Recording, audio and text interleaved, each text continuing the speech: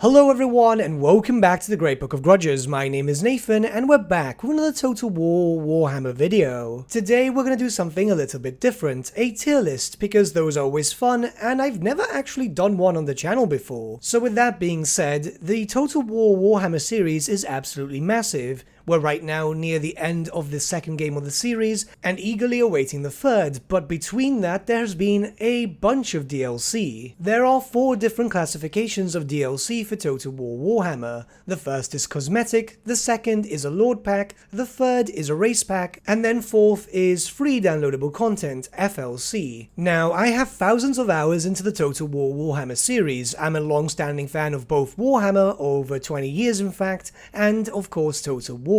So without further ado, let's begin. Let's just start off strong here with the only cosmetic pack available for Total War Warhammer. This is known as the Blood for the Blood God DLC. Blood for the Blood God is a cosmetic pack. It's literally just blood effects for Total War, and it's been a long-standing thing for quite some time now. I believe that the official reasoning behind it is because of ratings. Game ratings have always been something weird, as anything can really affect it, and blood surely does for some reason. I mean, in all honesty, there are worse games out there which are far more graphic, but Total War seems to also be affected by it. The Blood DLCs are never too well received by the community, and to be completely honest, I completely understand why. The fact of the matter is, it's usually released a month after the release of the game, and well, that's too far away. It breaks immersion having troops fight each other but no blood being spilt. The fact that you need to pay for it too is rather frustrating, but I guess that's just how it is. An overall rating would place this on D tier. The only reason Blood for the Blood God doesn't go on F tier is really because it's transferable through games. So for example, if you've purchased it for Warhammer 1, it will also transfer to Game 2 and Game 3. It's the only saving grace for it. I mean, could you imagine if we had to pay for this 3 times? I would be absolutely livid.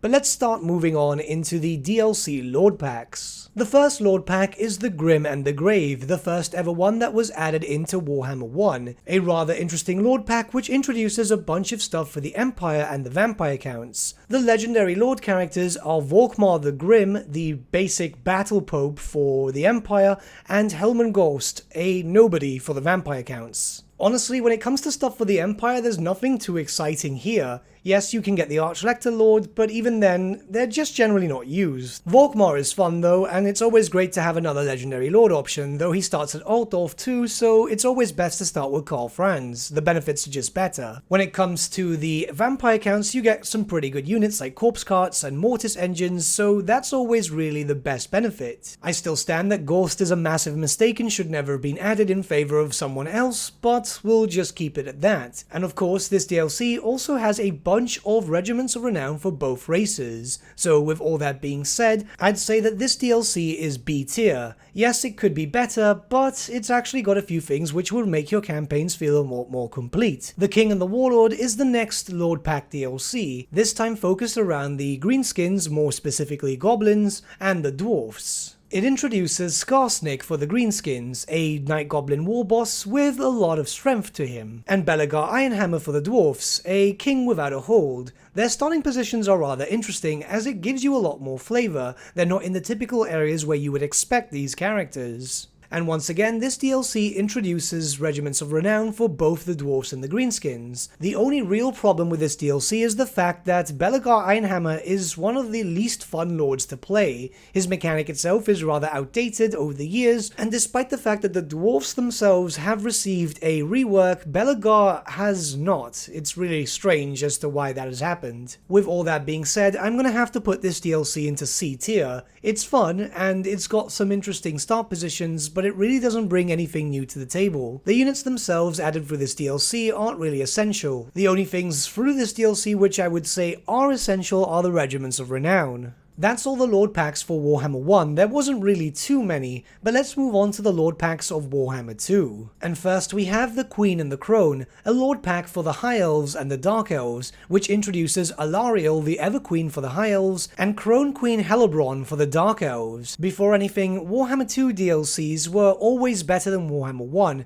they started introducing new mechanics and so on, so the quality is getting better. Crone Queen Hellebrand has an awesome mechanic which is centered around keeping you aggressive. The Death Knight mechanic will make sure that your campaign is anything but boring if you want to keep your benefits up, and while Hellbronn's campaign wasn't too great at the beginning, she's since been updated in recent patches and is much more fun now. Alariel's special mechanic, on the other hand, is mostly focused around the unity of Orphan, so you're playing Administrator, there's nothing too special about it. Though she was the first true hybrid faction as she gains access to some Wood Elves. Now in terms of units, well, you can get some pretty interesting stuff for the High Elves. Sisters of Avalon are absolutely amazing, and they are a very much loved unit by the community. The Dark Elves, on the other hand, pretty much got nothing too good, though they did get spellcaster Lord choices, which is always a welcome addition, and of course a bunch of different regiments of renown for both the High Elves and the Dark Elves, which again is always welcome. This is also the DLC which introduced the Sword of Cain, which is more of a jokey meme type of broken mechanic. Nothing against it, it's pretty fun, but it's just a tad broken and can make a campaign one-sided very quickly. With all that being said, I'm putting this DLC at B tier because, well, it's kinda one-sided when it comes to units. It obviously favored the High Elves, but in terms of mechanics, it favors the Dark Elves. It was one of those rare chances when it came to DLC where everything was kinda 50-50. Next we have the Prophet and the Warlock, Skaven vs Lizardmen, which introduces Ikit Claw for Clan Scryer of the Skaven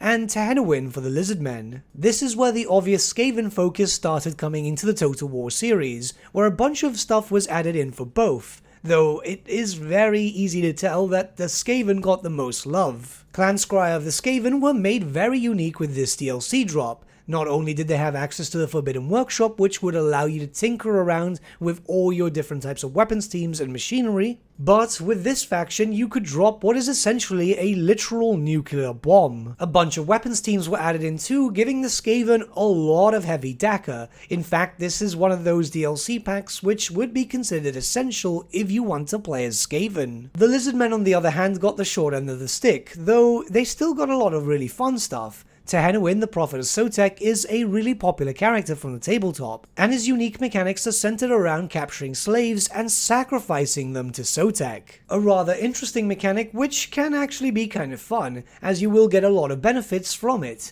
It also introduces a bunch of different skinks and monstrous units, which then further fills out the Lizardmen roster with ancient stegodons, bastillodons, and even ripperdactyls and salamanders. Ultimately, I'm putting this in A tier. The Prophet and the Warlock is one of those essential DLC if you want to play Skaven. It's got all your big ticket items and it's going to make your campaign a lot more fun, although yes, a little bit broken. When in regards to the Lizardmen portion, it's not essential, but it does add in some interesting units, and if you want a strong theme when it comes to skink only armies, then the Prophet and the Warlock is the best way to go, as Tahenowin has a lot of buffs towards skinks. Next we have the Hunter and the Beast, the first ever cross-game DLC between Game 1 and Game 2. Alright, so this one's a rather interesting one, as it was kind of revolutionary, and we're expecting this to happen more and more as time progresses throughout the series. A Lord pack focused between the Lizardmen versus the Empire, with the Lizardmen introducing Nakai the Wanderer.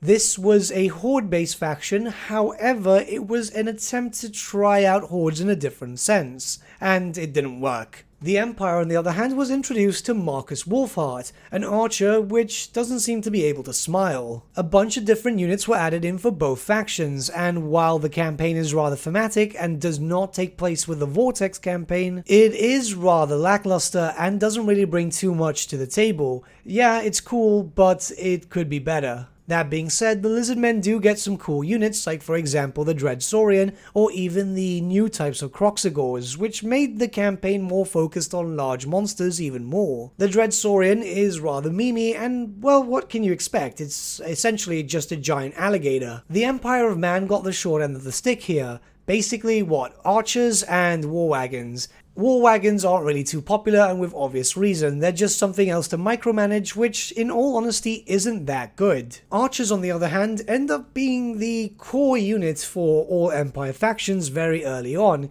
If you want ranged units, it's really easy to recruit them until you start getting handgunners. They are pretty much an essential unit early on, especially in harder difficulties, so yeah, it's not too bad, but it's not great. Ultimately, it's not great, however, the narrative itself is pretty good, and it is nice to have something that isn't Vortex focused, where unlike the Queen and the Crone, for example, the narrative was just not existent, despite the fact that there was supposed to be one, so for that I'm giving it a B tier. While narrative itself isn't really too important, it's nice to have, and of course the fact that you have an Empire Lord starting so very far away is a nice little bonus. The start positions here were always very drastically different, you can even get that with Nakai starting on Albion, so at least you're not starting off in the usual expected areas. Variety, especially in Total War Warhammer when it comes to the bloat of many characters, is very important. Next we have The Shadow and the Blade, a DLC focused around the Dark Elves versus the Skaven, but the Dark Elves were introduced in Malice Darkblade, a brooding emo who obviously doesn't listen to enough My Chemical Romance and is possessed by a Slaneshi demon. And for the Skaven we have Deathmaster Snicketch. This is the pinnacle of I watch way too much anime. He is a master assassin and, well, he just is, that's all he does. Yeah, he just kills stuff. Despite the fact of obvious Skaven bias, I would actually say that this DLC is better suited for the Dark Elves than it is for the Skaven. The Skaven do have interesting stuff where it comes to new units, but nothing there is really essential, especially for normal Skaven playthroughs. You do have some cool mechanics, like for example, deleting enemy factions once every few turns, and of course everything else with the shadowy dealings, but that's only with Clan Eshin, and at this point after the Prophet and the Warlock, you're mostly playing your Skaven with a lot of range weaponry, so you're not really getting too much here, barring just the Poison Wind Mortars. It's good for trying out different playstyles because obviously this is more focused around melee assassination, but in most cases, yeah, it's not going to really affect your Skaven playthroughs. The Dark Elves had some interesting units added in, mostly chariots and monsters, but again, they're not the usual ones that you're going to field in your armies anyway. Malice's mechanic is interesting though, as of course, well, it's trying to fight back the demon, or you can choose to embrace it. But with all that being said, I'm actually going to put this in C tier. Like I said, it doesn't really bring anything new to the table for both factions, just new units and so on, but nothing too radical in terms of playstyle. I like the characters, but it's one of the weakest DLCs for Warhammer 2 in my opinion. Next we have the Warden And The Paunch, another cross-game DLC, this time centered around the High Elves and the Greenskins. This introduces Elfarion the Grim for the High Elves and Grom the Paunch for the Greenskins. Now, this one is a very popular DLC, mostly because this was a matchup that everyone was asking for in the forums over and over and over and over again. Cross-game DLC is always very welcome, especially as there's a lot of different things that could be added in. Not only that, but the DLC itself is very thematic. Here you'll be playing over a new version of their original meeting, where with Grom the Paunch you'll be launching an invasion of Orth 1 and trying to raise Ires.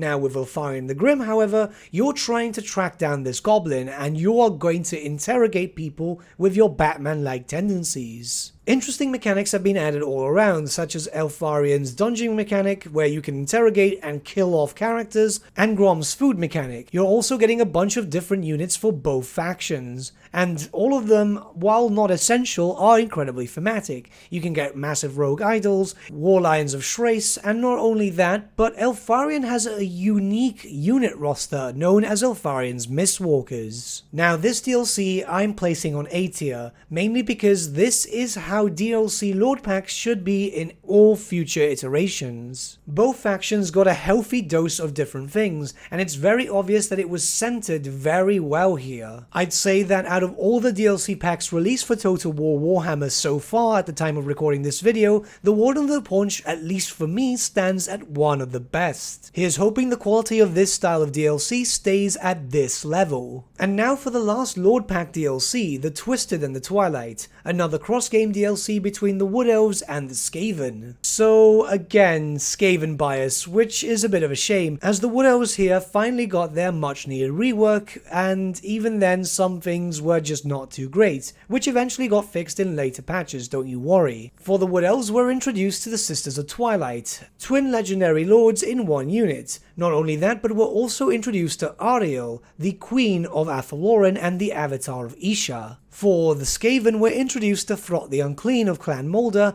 and also Gorich, the Castellan of Hellpit. A large variety of units were added in for both sides, though I must say that the Skaven did get the cooler ones. And new mechanics were introduced for both the Wood Elves and the Skaven, though again the Skaven did get the better end of the stick here, once again Skaven bias. However, the campaign itself is not centered around the Vortex once again, and this has been a reoccurring theme, but it is also incredibly thematic and brings in a lot more flavor. Not only that, but this was the introduction of legendary heroes being much more prominent. The Wood Elves themselves took a while to get better, there had to be another patch involved, but at least it's all sorted now and it is incredibly playable. For that, I'm putting this in B tier. While a lot of the units aren't really too needed, it does bring in for a new playstyle. If you want to go monster heavy with the Skaven, well, this is the best time to do so. And of course, if you want to try out something completely different for the Wood Elves, then that also works too. The fact that you don't start in Athaloran like the other playable Wood Elf Lords is really good, because Athaloran is very congested,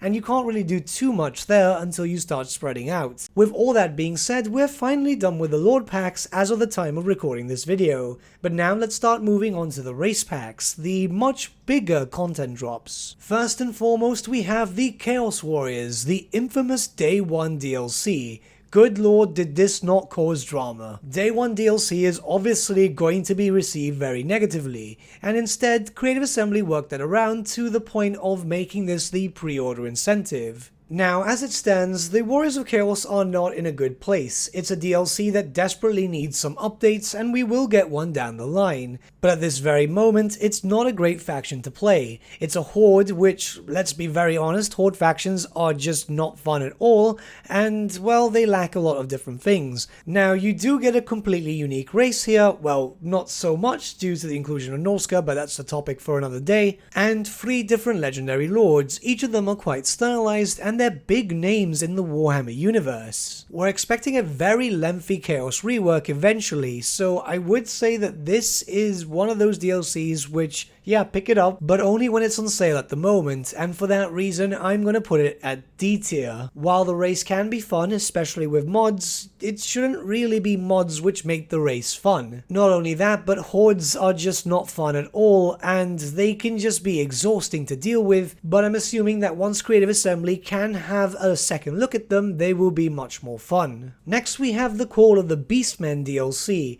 the first of a different style race pack which we're not going to see post Warhammer 2. Mainly because the Call of the Beastmen was a rather interesting concept. Not only did we get the Beastmen faction and 2 rather well known legendary lords, Khazrak the One-Eye and Malagor the Dark Omen, but the race pack itself also introduced the mini campaigns, which can only be played in Warhammer 1, and it's an absolute shame that that's the case. Very much like the Chaos Warriors before, the roster is not complete. There's in fact a bunch of different things missing which we're expecting to see in the future with a cross-game DLC. Despite the claims of many, the Beastmen DLC is actually fairly playable. You can play and finish a campaign without a problem, as of course you have the hidden mechanics which work to your benefit. The troops themselves aren't bad, but they could be a bit better, and for that reason I am putting this on D tier. Until the Beastmen get fixed, buy this but only when it's on sale, like really low on sale. Playing as the Beastmen at the moment is okay, but it's not fantastic, but even then,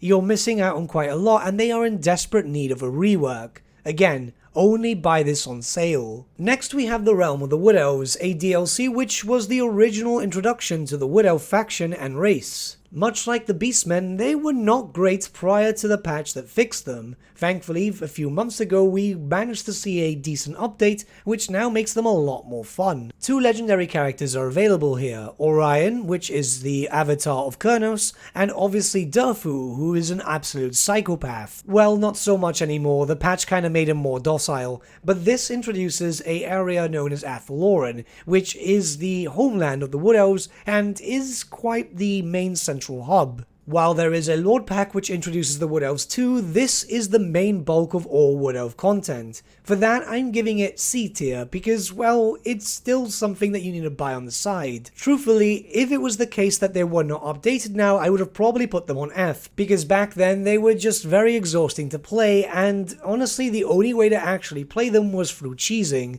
There was no way of playing it normally because the race just was not playable. And now we have Norsca. Oh boy, this one I'm going to be quite vocal about. Introduced as the pre-order incentive for Game 2, the Norscans are a subculture of chaos, very much like the Vikings to the north. A faction which was introduced in a really cool way because, well, they had some cool mechanics. You not only had Wulfric the Wanderer and Frog the Troll King, but you then were focused around monster hunting. You could also take over all the cities as it was centered around raiding. So you were essentially a pseudo-horde but without having any horde mechanics, which in fair kinda screwed over this race. Take into account that they couldn't settle in the lands of the Empire, Orthwan, or anything except for the faction major capitals, so other than that, you only had Norsca, which means that your economy was always kinda bad, and, well, you had to focus around raiding. Had the Norscans also had the horde mechanic too at the same time, then that would have been a lot cooler. There's some cool mechanics in play, however, where, of course, you're focused around monster hunting, and, well, you've got some interesting units like the Famir. But the main issue here is that Norsca is only playable in Game 1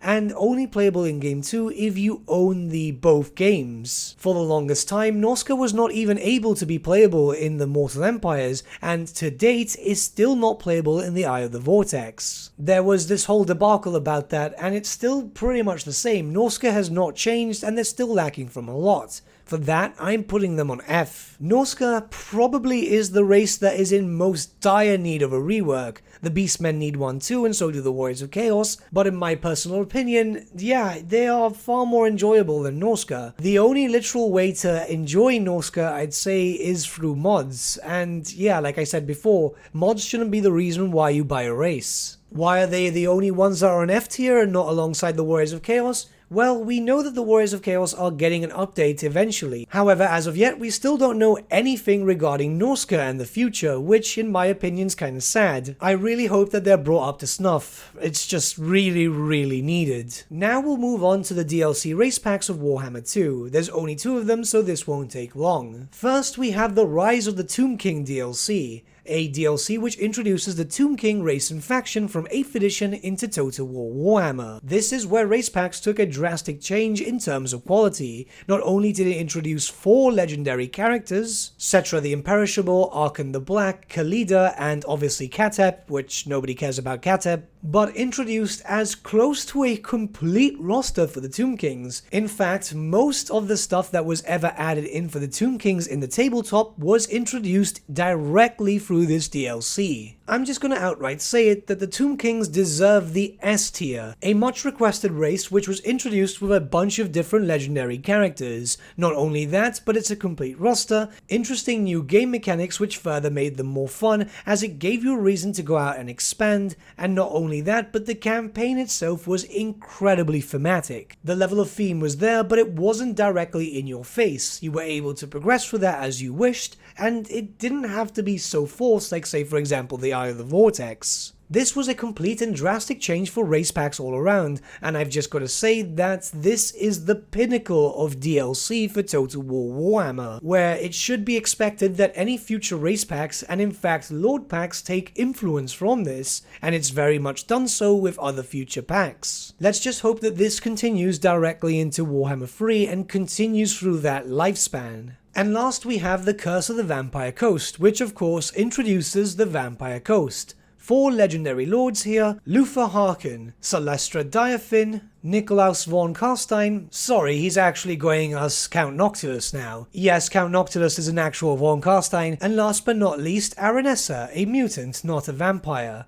This DLC is absolutely fantastic for multiple reasons, mainly because the Vampire Coast was not an official army. They had a supplement way back in the day, but that was pretty much it, so a lot of stuff had to be created by Creative Assembly and Games Workshop, and it brought to life what many of the fans wanted. This was a completely new playstyle for the undead, as it was very heavily range focused, and many of the old school tabletop fans, well, they finally got to play with the Vampire Coast, with an army that didn't have to take hours beyond hours kit bashing. For that, this race gets the A tier mark, and that's just because, well, it is so fun. You get a completely new army and playstyle, you get an incredibly thematic campaign, and yeah, a lot of stuff is just really good, especially the new mechanics such as the pseudo-horde stuff, which we hope to see being implemented more and more. This to me stands as one of the best race packs so far released. It's very easy to see that the quality from Warhammer 1 to Warhammer 2 is so different, with Creative Assembly getting better and better with these themed race packs, lord packs and everything else. Now, of course, we have a bunch of FLC content here too, which, well, let's be honest, we're not going to spend our time putting up in a ranking system. It's free. You might as well get it whilst you can, because, well, again, it's free. With all that being said, before we end this video, it's important to note the following if you're very new to this series. DLC for Game 1 will then transfer to Game 2 and Game 3 as I told you. However, you will need to own the previous games too. So say for example, if you want to play as Bellagar Ironhammer, you will also need Game 1 and Game 2 together if you want to play as him in the Mortal Empires map. This is also assumed to work exactly the same way for Game 3, which in fairness works out very well. That means that all these different DLC packs are going to be transferable, and it just shows how massive this series actually is. Now, this is just my list, it's just based on my own opinions. Of course, I've been playing this game for thousands of hours now, and yeah, it's just based on that. You guys might have stark different contrasts when it comes to your own tier lists, so let me know what you guys think in the comments below.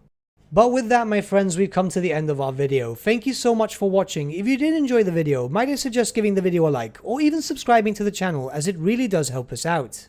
In the description section below are various links to different social media platforms such as Facebook, Instagram, and Discord. Also in the description section is an affiliate link with Element Games where you could buy loads of hobby-based products, not just Warhammer, for 10 to 25% off. Making a purchase using that link and also our special code, which is also in the description, supports the channel at no extra cost to you, which we think is rather cool. A big thank you to our patrons. Your support means the world to us. It's amazing that people want to help a small channel like us grow and get to a higher level of content. A big thank you to Gibraltar LUSC, Ryan Bertsche, Andrew Prince and Okro for subscribing to us at our Fane level. You guys are super cool. And a big thank you to Edward Yule, VS Vasan, Aaron Whitman and Shaggy for subscribing to us at our King level. Honestly, we can't thank you all enough. And lastly, a big thank you to all of you for liking, sharing and commenting on these videos. Honestly, it's because of you guys that the channel has been growing at such a great pace lately, so we can't thank you all enough. But with that, my friends, thank you so much for watching once again, and we shall see you all again very soon. Have a good day.